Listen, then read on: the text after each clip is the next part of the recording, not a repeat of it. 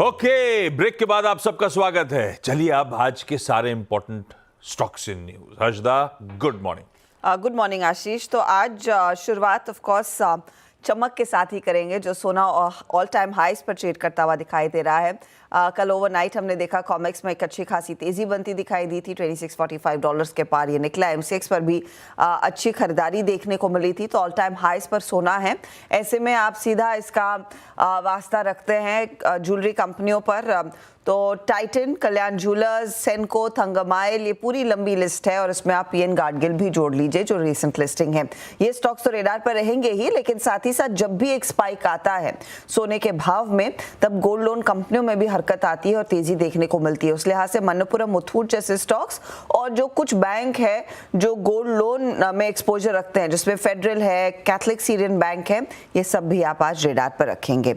इसके आगे एमसीएक्स भी रेडार पर रहेगा। एमसीएक्स ने दरअसल अपनी ट्रांजैक्शन फीस में कुछ बदलाव किया है। एमसीएक्स कह रहा है कि नई ट्रांजैक्शन फीस 1 अक्टूबर से लागू होगी। पहले एक रेंज था, अलग अलग स्लैब्स थे, अब यूनिफॉर्मिटी ला रही है एमसीएक्स। तो कंपनी की तरफ से जो अपडेट आया है, 1 लाख के टर्नओवर वैल्यू पर ₹2.10 ट्रांजैक्शन फीस होगी। ये पहले रेंज ₹1.75 से ₹2.60 के बीच थी। ऑप्शन कॉन्ट्रैक्ट पर अब आपको देनी पड़ेगी ₹41.80 प्रति लाख के टर्नओवर पे, और यहाँ पर पहले रेंज 40 से 50 रुपए के बीच थी। दरअसल यहाँ पर रेगुलेटर के नियम भी आए हैं, जहाँ पर उन्होंने कहा है कि थोड़ा सा इसे आसान कीजिए, एक स्लैब नहीं बल्कि एक फिक्स्ड रेट रखिएगा, और वो फिक्स्ड रेट दरअसल एमसीएक्स ने शेयर किया है। तो ये स्टॉक आप रेडार पर रखेंगे जरूर। इसके आगे आप इजी ट्रिप प्लानर पर एक अपडेट आया था सीएनबीसी टीवी 18 के हवाले से कल शाम को, कि कंपनी के जो फाउंडर है या प्रमोटर है निशांत पिट्टी, वो अपना 8.5% हिस्सा ऑफलोड करते हुए दिखाई दे सकते हैं। आज एक ब्लॉक डील होने की संभावना है।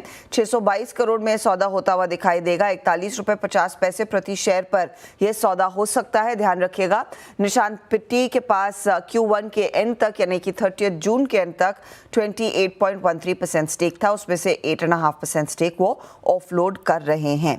केईसी इंटरनेशनल की तरफ से भी एक अपडेट आया। QIP लॉन्च हुआ, फ्लो प्राइस ₹976 प्रति शेयर तय की गई है। दो सेक्टर्स इनफैक्ट रेडार पर रखेंगे। एक तो ऑटो कंपनियां, खासतौर से पैसेंजर व्हीकल में सबसे बड़ा प्लेयर तो ऑफ कोर्स मारुति ही है, और मारुति को लगातार ह्युंडई टक्कर दे रहा है, और ह्युंडई का ही आईपीओ दरअसल जल्द लॉन्च होता हुआ दिखाई देगा। सेबी की तरफ से अप्रूवल मिल चुका है। यहाँ पर ये पूरी तरह से एक ऑफर फॉर सेल होने वाला है, तो देखना होगा। यहाँ पर मारुति, हीरो मोटोकॉर्प का कोई वास्ता नहीं है से, मारुति सबसे इंपॉर्टेंट है, और उसके बाद आप शायद M&M और टाटा मोटर्स रख सकते हैं। लेकिन अब तक का सबसे बड़ा इशू ये रह सकता है, $80 to $20 बिलियन के बीच की वैल्यूएशन है, ये उभर कर आ रहा है। तो वो स्टॉक आप रेडार पर, ऑटो कंपनियां रेडार पर रखेंगे। और जोमेटो का कॉम्पिटिटर स्विगी भी दरअसल अप्रूवल ले चुका है अपने आईपीओ के लिए। ये करीब $1.25 बिलियन का आईपीओ रहेगा। स्विगी की वैल्यूएशन नियरली $15 बिलियन के बीच आकी जा रही है।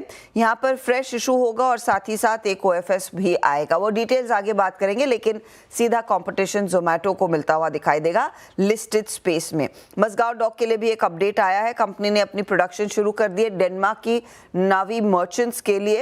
यहाँ पर 6 से 7 4 ऑप्शनल एडिशनल वेसल्स बनाने हैं इनको, उसके लिए दरअसल प्रक्रिया शुरू हो चुकी है। क्विकली छोटा सा ब्रेक के उस पर जब लौटेंगे आज का इवेंट्स कैलेंडर और कमोडिटी स्ट्रैटेजी।